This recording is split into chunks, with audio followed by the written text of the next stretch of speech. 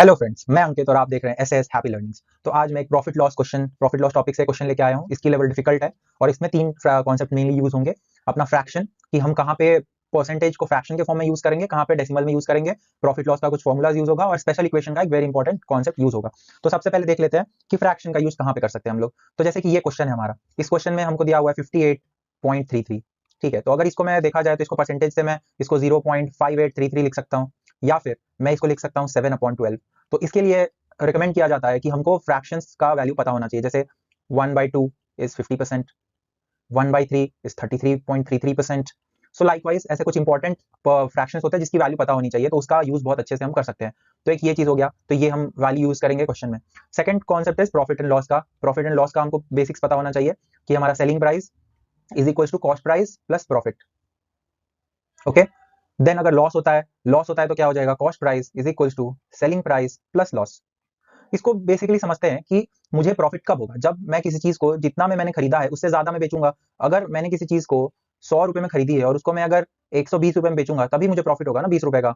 ठीक है, तो अगर प्रॉफिट हो रहा है, इन केस ऑफ प्रॉफिट, अगर प्रॉफिट हो रहा है तो जो मेरी सेलिंग प्राइस है वो बड़ी होगी कॉस्ट प्राइस से। अगर मुझे लॉस हो रहा है तो जो मेरा कॉस्ट प्राइस है वो ज्यादा होगा सेलिंग प्राइस से। अगर मैंने किसी चीज को 100 रुपए में खरीदा है, अगर मैं उसको 80 रुपए में बेच रहा हूँ, तो मुझे 20 रुपए का लॉस हो गया ना। सो इस तरह से ये फॉर्मुला यूज होगा हमारा, बेसिक फॉर्मुला है सेलिंग प्राइस और कॉस्ट प्राइस का रिलेशन का। ठीक है, अभी हम लोग फाइनली देख लेते हैं स्पेशल इक्वेशन। स्पेशल इक्वेशन का एक जो कॉन्सेप्ट यूज हुआ है, ठीक है, स्पेशल इक्वेशन का एक यूज हुआ है हमारा। जैसे कि अगर मुझे दिया हुआ है 2x plus 5y equals to 10। ठीक है, अभी स्पेशल इक्वेशन क्या होता है, जैसे कि अगर मुझे पता है कि अगर मुझे दो वेरिएबल दिए हुए हैं, दो वेरिएबल मुझे दिया हुआ है एक्स एंड वाई, मुझे एक्स वाई निकालना है, तो मुझे दो इक्वेशन चाहिए। I need two equations. Okay, but what if मुझे सिर्फ एक ही इक्वेशन मिले और मुझे एक्स और वाई की वैल्यू निकालनी है। तो हम एग्जैक्ट वैल्यू निकाल सकते हैं, बट उसके लिए हमें कुछ कॉन्स्टेंट्स चाहिए होगा। कॉन्स्टेंट्स जैसे कि एक्स की वैल्यू सिर्फ 1 से 2 के बीच में हो सकती है। ओके, 1 से 2 के बीच में हो सकती है। तो उस तरह से हमको अगर लिमिट दे दिया जाए, या तो तब हम निकाल सकते हैं एग्जैक्ट वैल्यू, या फिर हमको बता दिया जाए कि इससे बड़ी या इससे छोटी वैल्यू नहीं हो सकती है, या फिर हमको दो इक्वेशन दे दिया जाए। तो अगर ये दोनों ही चीजें नहीं है तो हम प्रोबेबल वैल्यूज निकाल पाएंगे। Probability, probable values, most probable values की कौन सी वैल्यूज पॉसिबल है।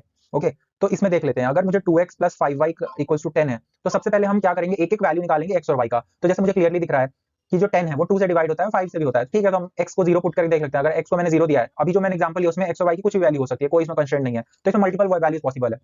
ओके, तो अगर मैं x की वैल्यू 0 लेता हूं तो y की वैल्यू क्या हो जाएगी, y की वैल्यू हो जाएगी 2। ठीक है, नेक्स्ट वैल्यू देखते हैं। अगर मैं x की वैल्यू लेता हूं 1, तो अगर x की वैल्यू अगर 1 लेता हूं मैं, तो फिर y की वैल्यू क्या हो जाएगी, अगर x की वैल्यू y 1 लूंगा तो y की वैल्यू हो जाएगी 10, 10 माइनस टू 8, 8/5।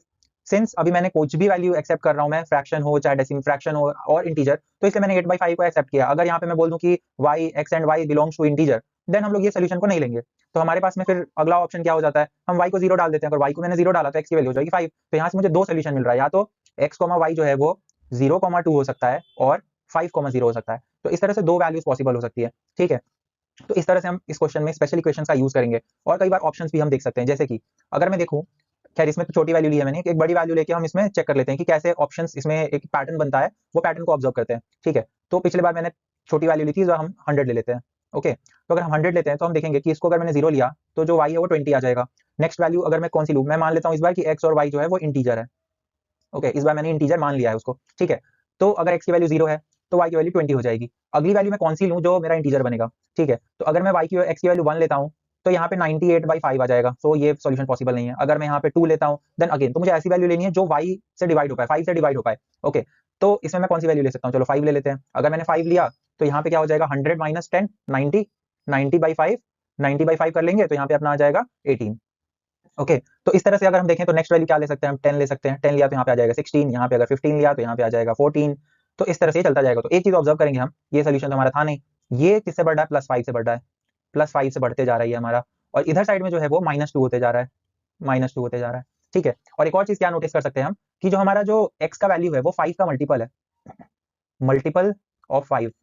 और जो y का वैल्यू है, this is x is multiple of 5 and y is multiple of 2, multiple of 2। और एक और चीज ऑब्जर्व कर सकते हैं कि ये जो 5 है वो कोफिशिएंट है किसका, कोफिशिएंट ऑफ y। और ये जो 2 है वो किसका कोफिशिएंट है, 2 इज कोफिशिएंट ऑफ x। तो इस तरह से स्पेशल इक्वेशन का ये पूरा कॉन्सेप्ट है। तो आई फील कि मैंने तो पूरा ही स्पेशल इक्वेशन समझा दिया, इससे ज्यादा कुछ कॉन्सेप्ट होता नहीं है, मोस्ट ऑफ द क्वेश्चंस में यूटिलाइज नहीं होता, कैट में भी और सी सैट में भी। ठीक है, तो हम क्वेश्चंस पे चलते हैं डायरेक्ट। तो हमको दिया हुआ है कि जो सेलिंग प्राइस है शर्ट का, selling price of a shirt and a coat is ₹4,000। तो दो आइटम्स है, उनकी सेलिंग प्राइस दी हुई है, तो मैं सेलिंग प्राइस जो शर्ट का SPS ले लेता हूँ और जो कोट है उसका मैं सेलिंग प्राइस SPC ले लेता हूँ। तो दोनों की जो वैल्यू है वो मुझे दी हुई है 4,000 रुपए। ठीक है, now the cost price of a shirt is 58.33% of the cost price of the coat. Okay, so now what is saying कि कॉस्ट प्राइस जो है मेरा शर्ट का वो है 58.33% of cost price of coat. ठीक है, तो मैंने ये पहले ही बताया कि 58.33 7/12 होता है। ठीक है, वो कैसे पता चला मुझे, क्योंकि मैंने ऑब्जर्व किया 0.33। ओके, 0.33 तो 1/12 इज 8.33 एंड मुझे समझ में आया कि अगर मैं इसको सॉल्व करूं तो मुझे उस वैल्यू तक मैं जा सकता हूं। ओके, तो इस तरह से मैंने उसको लिया। फाइन। ओके, तो देखते हैं आगे फिर। और एक और चीज देख सकते हैं, मैंने 7/12 का कैसे सोचा कि अगर मैं 8 को 7 से मल्टीप्लाई करूं तो 56 आता है, और ये जो 0.33 है उसके साथ में होके 58 तक चला जाता है। तो इस तरह से हमको, अगर हम फ्रैक्शंस पे कंट्रोल है तो हम डायरेक्टली क्वेश्चंस को इजीली सॉल्व कर सकते हैं। तो यहाँ से हमारा एक रेशियो का भी कॉन्सेप्ट यूज हो जाता है, 7/12 of cost price of coat. तो अगर मैं यहाँ से देखूं तो cost price of shirt upon cost price of coat is 7/12। इसको हम लोग ऐसे भी देख सकते हैं 7:12। ओके, तो मैं यहाँ से अज्यूम कर सकता हूँ कॉस्ट प्राइस ऑफ शर्ट को 7x and cost price of coat को मैं यहाँ से 12x ले सकता हूँ। तो यहाँ से मेरी दो कॉस्ट प्राइस की अप्रोक्सीमेट वैल्यू मुझे पता है कि कॉस्ट प्राइस जो है वो 7 का मल्टीपल है और जो कॉस्ट प्राइस कोट का है वो 12 का मल्टीपल है। तो इसी चीज से मैं ऑप्शंस में देखूं तो मेरा एक ऑप्शन एलिमिनेट हो जाता है, बी ऑप्शन। बी ऑप्शन जो है वो 7 का मल्टीपल नहीं है। तो इस तरह से मैं क्लियरली बोल सकता हूँ कि 2525 मेरा तो आंसर है ही नहीं। ओके, ठीक है, खैर अभी हम आगे देखते हैं, ऑप्शंस को बाद में यूज कर सकते हैं। ओके, तो हमको अभी क्या बोला गया है कि जो सेलिंग प्राइस है, हाँ, so the amount of profit on both the shirt and coat is same. अब बोला है कि प्रॉफिट दोनों का सेम है, प्रॉफिट इज सेम। ओके, तो प्रॉफिट का फॉर्मूला लिख देते हैं यहाँ पे। प्रॉफिट क्या होता है, selling price of shirt minus cost price of shirt is equal to selling price of coat minus cost price of coat. तो मैंने दोनों का प्रॉफिट का फॉर्मूला लिख दिया, कितना में बेचा कितने में खरीदा, कितने में बेचा कितने में खरीदा। तो profit of shirt is equal to profit of coat. ठीक है, आगे क्या बोला है, the price of shirt could be. तो इसमें एग्जैक्ट वैल्यू देखो, यहाँ पे कुड भी बोला, क्या हो सकता है। तो क्या हो सकता है मतलब हमको ऐसा हिंट मिलना चाहिए कि यहाँ पे स्पेशल इक्वेशन का कॉन्सेप्ट यूज हो सकता है। ओके, क्योंकि अगर एग्जैक्ट वैल्यू हमको पता होती तो हम श्योर नहीं होते कि कौन सी वैल्यू ले कौन सी नहीं ले, तो इसलिए इसमें कुड भी लिख दिया है। तो वर्ड्स का बहुत बड़ा खेल होता है यहाँ पे, तो उस पर ध्यान रखना है हमको। ओके, मतलब यहाँ से पता चलता है कि इसमें स्पेशल इक्वेशन बनेगा। तो उसके ऊपर चलते हैं आगे फिर। तो सेलिंग प्राइस ऑफ शर्ट मुझे पता नहीं है, सेलिंग प्राइस ऑफ शर्ट को एज इट इज रखते हैं। Then cost price of shirt. Okay, cost price of shirt कितना दिया हुआ है हमको। ओके, ठीक है, तो कॉस्ट प्राइस ऑफ शर्ट कितना हमारे पास में है, cost price of shirt is, अभी मैं क्या करता हूँ ना कि जो मेरा कॉस्ट प्राइस है शर्ट का और इसका जो रेशियो हमने निकाला था, तो वहां से मैं कॉस्ट प्राइस ऑफ कोट को हटा ही देता हूँ। ओके, तो क्या आ जाएगा हमारे पास में, ठीक है, हम देख लेते हैं इसको। तो selling price of shirt, cost price of shirt कितना है हमारे पास में 7x। Selling price of coat कितना है हमारे पास में, उसका दिया नहीं हमको, तो cost price of coat is 12x। तो अगर मैं यहाँ से सॉल्व करूँ तो क्या मिलेगा मुझे, selling price of coat minus selling price of shirt is equal to 5x। तो यहाँ से मुझे ये वैल्यू मिल गई। ओके, नाउ मुझे क्या पता है कि selling price of coat plus selling price of shirt is equal to 4000। यहाँ तक मुझे पता है। ठीक है, तो अगर मैं इसको सॉल्व करूँ, ठीक है, तो अगर इसको मैं सॉल्व करता हूँ तो क्या मिल जाएगा मुझे। तो यहाँ पे देख सकते हैं कि यहाँ पे सेलिंग प्राइस का एक तो रिलेशन तो मिल जाएगा, बट हमको कॉस्ट प्राइस के टर्म्स में चाहिए। तो अगर इस तरह से अगर हम करते हैं तो क्वेश्चन बहुत लेंदी हो जाएगा, तो दूसरा कुछ सोचते हैं। तो हम क्या देख सकते हैं कि प्रॉफिट का ही हमको कॉन्सेप्ट यूज करना पड़ेगा। पहले मैं थोड़ा स्पेस बना देता हूँ, लाइक प्रॉफिट का यूज करेंगे कि दोनों का प्रॉफिट लिख के और दोनों को हम इक्वेशन को सम करके और एक नया इक्वेशन, स्पेशल इक्वेशन जनरेट करेंगे। ये वाले में एक रिलेशन तो मिलता, बट सेलिंग प्राइस का मिलता, so that would not have been much beneficial, ज्यादा हमको फायदा नहीं करता। तो इसलिए हम अभी दूसरे अप्रोच के साथ चलते हैं। तो मैंने ये स्पेस क्लियर कर लिया है, तो अभी क्वेश्चन शुरू करते हैं वापस। ठीक है, तो अगर हम देखें तो जो सेलिंग प्राइस है शर्ट का, उसमें से अगर मैं कॉस्ट प्राइस शर्ट का माइनस करूं तो मुझे प्रॉफिट मिलेगा P। ठीक है, अगर मैं सेलिंग प्राइस कोट का, उसमें से कॉस्ट प्राइस माइनस करूं कोट का, तो भी मुझे प्रॉफिट मिलेगा P, क्योंकि बोला है कि इट इज सेम।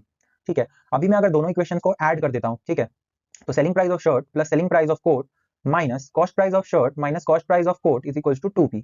तो मुझे सेलिंग प्राइस दोनों का सम पता है 4000।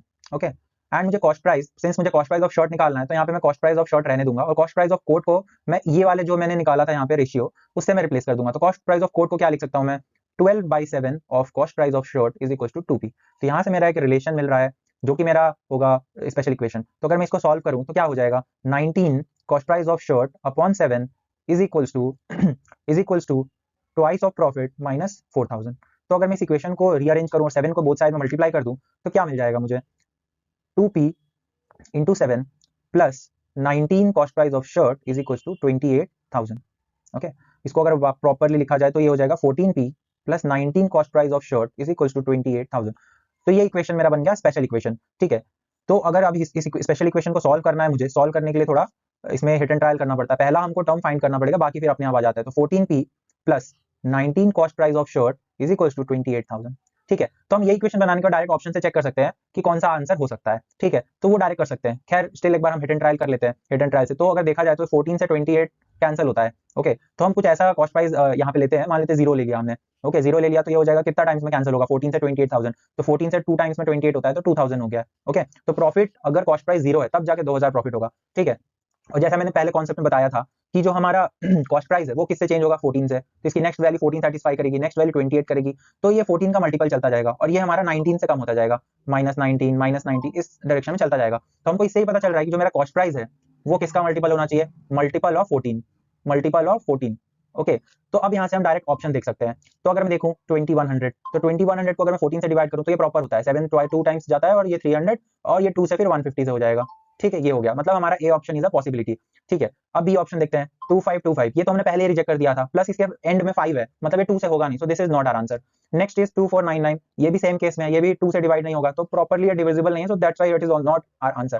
नेक्स्ट इज 1120, ओके सो 1120 को अगर मैं 14 से डिवाइड करूं तो ये प्रॉपर्ली डिवाइड होता है, 7 2 टाइम्स में ये होगा 716, सो ये 80, तो ये भी है। तो हमारे पास में अब दो ऑप्शन बच गए हैं, एक तो 2100 एंड एक 1120। तो अब हम ये पुट करके देख लेंगे यहाँ पे। तो अगर मैं कॉस्ट प्राइस पुट करता हूँ यहाँ पे 2100, सो ये 19 इंटू 2100, अगर इसको मैं सॉल्व करता हूँ so it will be very large number, 19 so 30 19 19 and 38 39,900। So मेरा 14p plus this is equal to 28,000। So क्या मेरा प्रॉफिट नेगेटिव हो सकता है क्या, not at all possible. So इससे मेरा जो ये 2100 है ये भी एलिमिनेट हो गया, सो मेरा answer will be 1120। So cost price जो शर्ट का होगा वो 1120 होगा। ठीक है, अब इतना करने के अलावा भी हम क्या कर सकते थे, तो एक और ऑप्शन था हमारे पास में, डायरेक्ट हम यहीं से जो इक्वेशन बनाया वहीं से कर सकते थे। कैसे कि अगर शर्ट का जो कॉस्ट प्राइस है वो 0 है, ओके 0 है, तभी प्रॉफिट 2000 होगा। ठीक है, तो अगर मेरा जो कॉस्ट प्राइस है अगर वो ज्यादा होगा, 2000 से अगर ज्यादा होगा, तो मेरा प्रॉफिट प्रॉफिट पे इफेक्ट आएगा, प्रॉफिट खत्म ही हो जाएगा, पूरा का पूरा प्रॉफिट मेरा चला जाएगा। क्योंकि अगर मैं देखूं कि अगर मेरा कॉस्ट प्राइस 2000 होगा तो 19 इंटू 2 करने से आएगा 38,000। सो अगेन सेम रीजन के कारण वो हमारा आंसर नहीं हो सकता। तो यहीं से हम कह सकते हैं कि जो हमारा जो कॉस्ट प्राइस है वो 2000 से कम होगा, तो उस कारण से हमारा तीनों ऑप्शन हट जाएगा और डायरेक्ट हम 1120 पे जा सकते हैं। उसके लिए हमको ना स्पेशल इक्वेशन बनाना पड़ेगा ना कुछ करने की जरूरत है, हम डायरेक्ट देख सकते हैं कि अगर मेरा जो कॉस्ट है दो चीज का मिला के जो सेलिंग प्राइस है 4000 है ठीक है, इसको हम फिर से नए स्लाइड में देख लेते हैं कि इसको सेकंड वे से कैसे सॉल्व कर सकते हैं इस क्वेश्चन को। तो अगर उस तरीके से देखा जाए तो हमको कुछ भी करने की जरूरत नहीं है, सीधा सीधा हो जाएगा। अगर मुझे पता है कि दो चीज का जो सेलिंग प्राइस है वो 4000 है, ओके, और जो एक का कॉस्ट प्राइस है वो 7/12 58.33% है दूसरे का। ठीक है, तो इससे पता चलता है कि एटलीस्ट जो उनका जो कॉस्ट इसका जो सेलिंग प्राइस है और एक और चीज प्रॉफिट दोनों का सेम है, प्रॉफिट सेम है। प्रॉफिट क्या होता है, selling price minus cost price. तो अगर किसी का सेलिंग प्राइस ज्यादा होगा तो कॉस्ट प्राइस ज्यादा होना पड़ेगा, और अगर सेलिंग प्राइस ज्यादा है सेलिंग प्राइस अगर किसी का ज्यादा है, ठीक है, और एक का कॉस्ट प्राइस ज्यादा है, ठीक है, अभी मुझे पता क्या है कि मेरा जो कॉस्ट प्राइस है शर्ट का वो कम है, ठीक है, कॉस्ट प्राइस जो शर्ट का है वो 7x है और जो कॉस्ट प्राइस है कोट का वो 12x है। ठीक है, तो मुझे क्या दिख रहा है कि जो कोट का जो कॉस्ट प्राइस है वो ज्यादा है, cost price is more, cost price ज्यादा है तो उसका सेलिंग प्राइस भी ज्यादा होना पड़ेगा। ठीक है, इसका जो कॉस्ट प्राइस है ये कोट का हो गया। ठीक है, यहाँ पे शर्ट है, शर्ट का जो कॉस्ट प्राइस है वो कम है, तो सेलिंग कॉस्ट प्राइस तो सेलिंग प्राइस भी कम होना पड़ेगा, तभी जाके जो दोनों का डिफरेंस है वो इक्वल आने का चांस है। ओके, तो उस तरह से देखा जाए तो अगर मैं इक्वल मानता दोनों का, अगर मैं कॉस्ट प्राइस इक्वल मानता और दोनों का प्रॉफिट सेम होता तो उनका जो सेलिंग प्राइस है वो 2000 होना चाहिए था, 2000 ईच। ओके, बट क्या है मेरा यहाँ पे सेलिंग प्राइस इज लेस, इसका सेलिंग प्राइस ज्यादा है, तो ये कब पॉसिबल है, जब एक का जो सेलिंग प्राइस है वो ग्रेटर देन 2000 है, ओके, और एक का सेलिंग प्राइस लेस देन 2000 है, तो उस हिसाब से कॉस्ट प्राइस भी लेस होगा, कॉस्ट प्राइस भी लेस देन 2000 होगा। इसका मतलब हम डायरेक्टली बिना कोई क्वेश्चन बनाए डायरेक्टली 1120 आंसर बोल सकते हैं। तो इस तरह से क्वेश्चन सॉल्व होगा। मैंने दो मेथड डिस्कस किया है, जो अच्छा लगे वो यूज कर सकते हो। अगर एक्सप्लेनेशन अच्छा लगा या फिर तो do like share and subscribe. अगर कुछ डाउट है तो कमेंट सेक्शन में मेंशन कर सकते हो and keep visiting this channel to keep learning. Thank you.